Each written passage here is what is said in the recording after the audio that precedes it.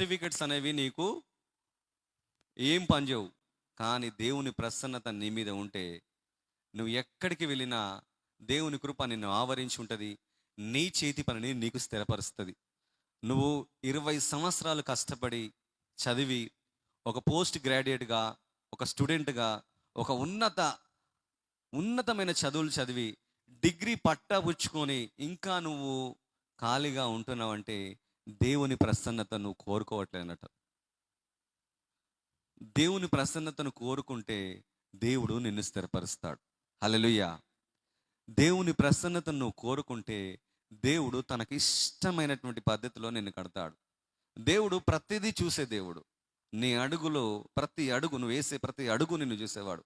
దేవా, నేను ఇంత మెరిట్ స్టూడెంట్ను, నాకు కావాల్సిన ఉద్యోగం నాకు ఇంకా రావట్లేదు తండ్రి, నేను ఇంకా నన్ను ప్రతి ఒక్కరు కృంగదీసే వాళ్ళు